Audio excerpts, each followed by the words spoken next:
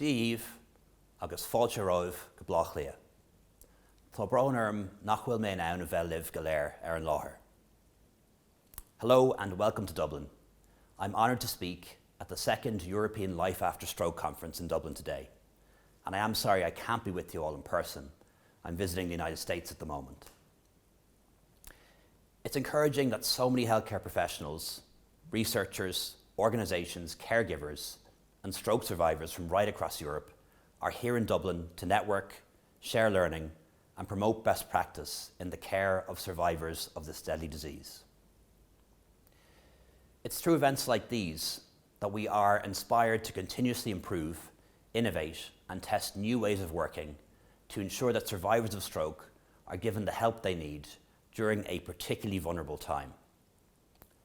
Stroke is the second leading cause of death in middle to higher income countries and the main cause of acquired adult neurological disability.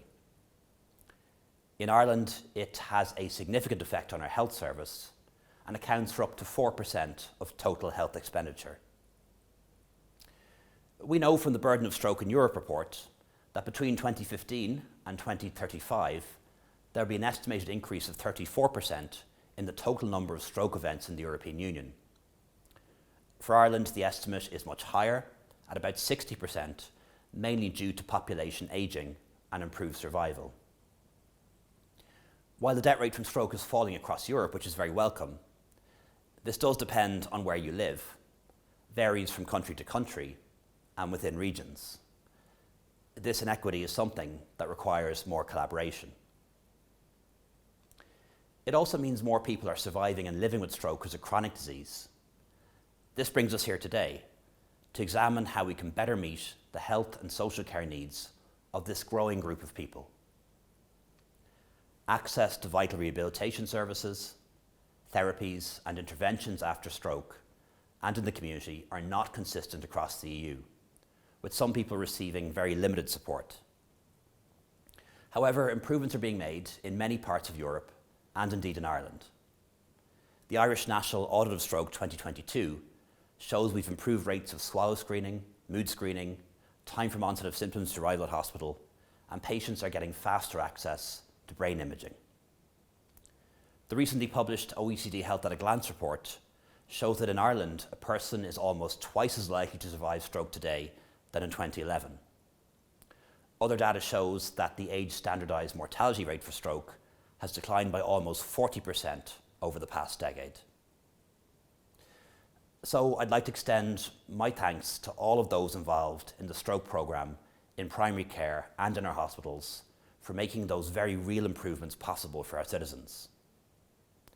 However, we need to do more to measure care in the community and capture the experiences of survivors to better understand life after stroke. And I think today is an excellent opportunity to gain a deeper insight into this and how we can do better. To meet the emerging needs of our ageing population, the HSE National Clinical Programme for Stroke marked World Stroke Day 2022 with the publication of a 5-year national stroke strategy running to 2027. The strategy incorporates the views of stroke survivors and aligns with the Stroke Action Plan for Europe, representing a comprehensive approach to our stroke services over 5 years. It's an ambitious strategy covering the entire pathway of patient care, comprising prevention, acute care and cure, rehab and restoration to living, and education and research. The Irish Government is committed to improvements in stroke services, and in the past 2 years, we've allocated over 7 million to fund the implementation of the National Stroke Strategy. Achievements to date include the expansion of our discharge teams, the recruitment of new consultants, nurses and a range of health and social care professionals who are vital to improve access to stroke care. We're also moving forward with the establishment of community neuro rehab teams, with additional funding being provided to expand existing teams and establish some new ones.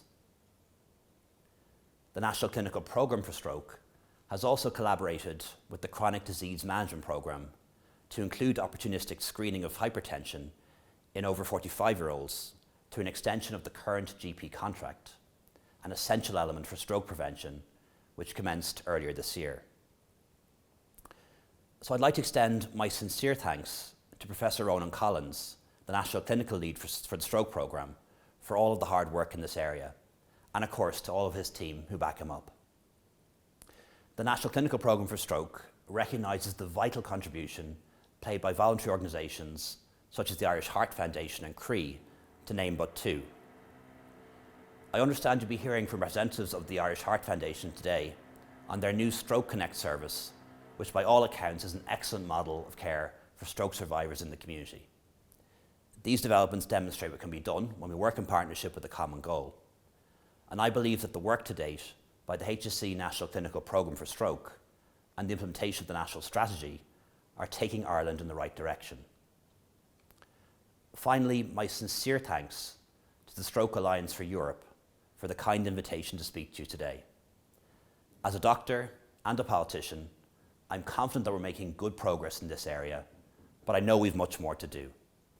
So I want to thank each and every one of you for your dedication and commitment to improving services for people living with stroke in Ireland and indeed across the continent.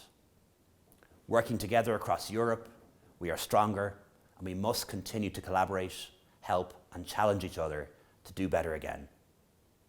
Thank you very much. Gur míle maith agaibh go léir.